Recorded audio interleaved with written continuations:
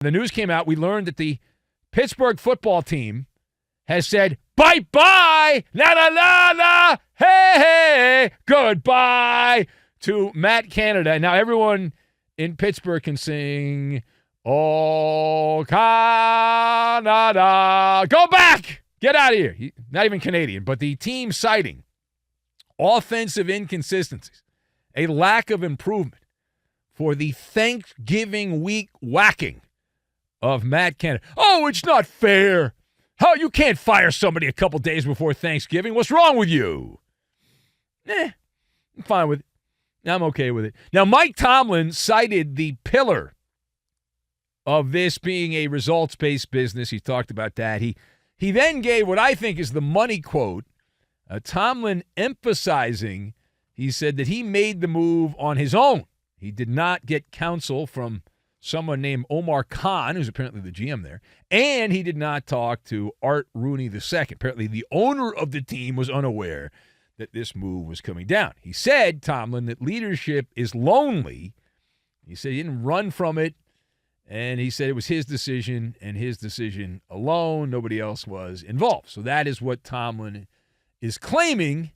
Many people snickering while Mike Tomlin made those comments. But let's discuss the question. Mike Tomlin saying that it was his decision and his decision alone to whack the offensive coordinator of the Steelers. Do you believe him? So I'm one of the people snickering. I don't believe him at all. At all. Do not believe him at all. I've got Smokey the Bear, beef and country vegetables, and horticulture. And we will combine these three random things together, and we will toss them in and make a Maller monologue. So, we have talked many times about how Mike Tomlin is the gift that keeps giving. Every Tuesday, Tomlin talks to the media, and it's just great. In fact, later on in the overnight, we have the Tomlin Sounder of the Day, which we'll play later on, which is just wonderful. We'll get to that later. But the Tomlin story here, as good a soundbite as he is, I don't believe him.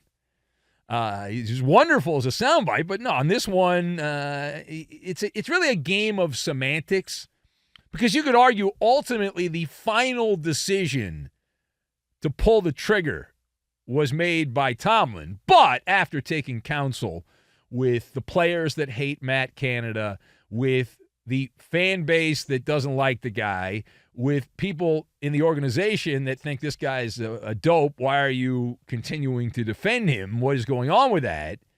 And so you look at all of those different tentacles to this octopus.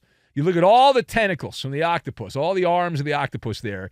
And over the last month, Mike Tomlin has turned into a hero of my youth, Smokey the Bear. He really has become Smokey the Bear. Only you can prevent forest fires. And there have been a bunch of wildfires around the Steelers, and I'm here for all of it. As a struggling overnight gas bag, it has been just wonderful, from Deontay Johnson calling out the offense, questioning Kenny Pickett, to Najee Harris this week also calling out the offense. All of it.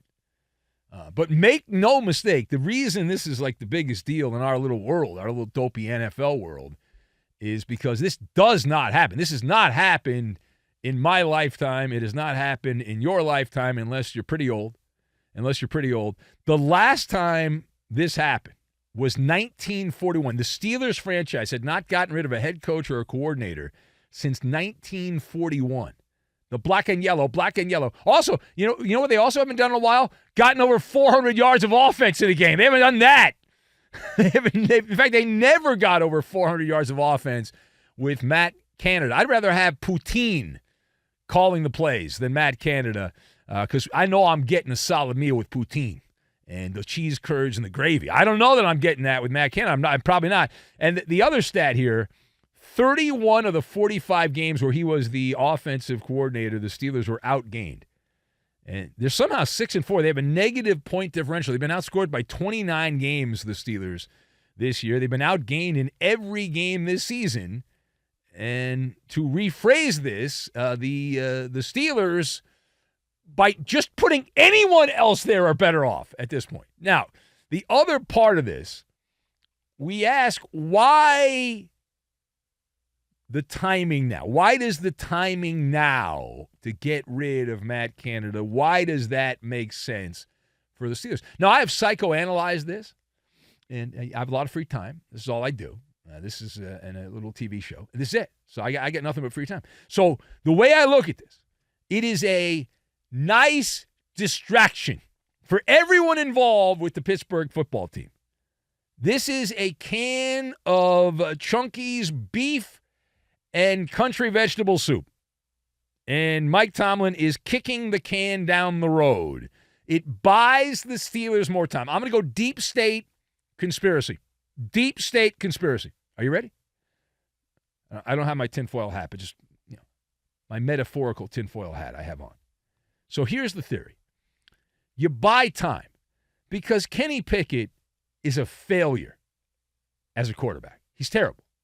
So you get rid of the offensive coordinator. You blame all of it on the offensive coordinator.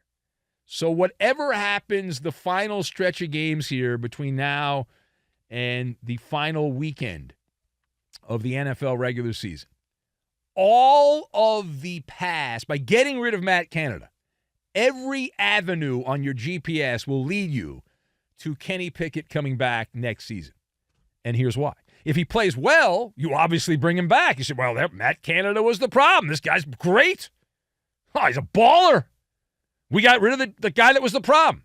If he doesn't play well, he's got plausible deniability. It was unfair. There was too much adversity. You changed offensive coordinators. That whole thing. So either way, Pickett gets another opportunity in 2024. So it was a brilliant strategical move by Mike Tomlin, who had to whack a guy, apparently is his drinking buddy, Matt Canada. They like to hang out together, whatever. They're buddies. So had to get rid of that guy. But either way, either Pickett's good, you keep him if he plays well the rest of the regular season, or if he continues to be a middling quarterback, then you say, well, we got to bring somebody else, and we'll get a big-name offensive coordinator. Get somebody who's really good play caller. We'll do that. All right, last word here. Headline, we'll change it up. We'll leave Pittsburgh. We'll go to Indianapolis. Another move on, as my old mentor back in San Diego said, the high-speed sports wire. And what a move it has been here. Many people confused, dazed and confused. Why? Because just one day after being told that he was going to be benched, the Steelers, not the Steelers, the Colts rather, the Colts said, wait a minute here. And they decided the Indianapolis Colts didn't just bench Shaq Leonard. Shaquille Leonard received his walking papers. He was waived by the Indianapolis football team. And this guy has been an all-pro. He's got a lot of little nuggets on his Pro Football Reference page that means he's been good. For example, 3-time first-team All-Pro. That's the most important thing. Pro Bowl doesn't matter. They literally doesn't matter. They turned it into God knows what kind of mashugana they're doing at the Pro Bowl with the nonsense they have going on there. But Leonard, 3-time All-Pro. That's the biggest honor you can get in that business, and he's got 3 of them. So how do you categorize the Colts' decision to release former All-Pro linebacker Shaquille Leonard? What do you put into that? How do you categorize it? So I put this into the horticulture bin. Now, why do I say the horticulture? Because when you look at some of the quotes, now we don't talk about this, we haven't broken this down night after night, but it's much like in horticulture where every gardener knows the tallest blade of grass gets cut first. Right? That's how it works. And in this case, Leonard had barked about how he wasn't happy. He didn't keep it internal. He didn't keep it in-house. Like he was going to the media, the 2 writers that cover the Colts, one for Colts.com and one for the local paper there in Indy, and was like bashing the franchise about his situation. And so they decided they did a little Venn diagram, and they determined that his production was not worth the headache, and so loose lips get pink slips, and he got a pink slip. And he has become a declining asset. At least that's the idea. We'll find out if the Colts are right because Shaq Leonard's going to go somewhere else, and we'll see if he turns out to be a great player again. But their argument is that the reason he was demoted in rank is because he had a couple of back surgeries last year, and he's no longer explosive. And it doesn't matter how fast you are or how strong you are. The most important thing in football is explosion. Right, off the snap. You got to be explosive, and he's apparently not that. That's what they're claiming. We'll find out because he's going to go somewhere else, but we'll see what happens.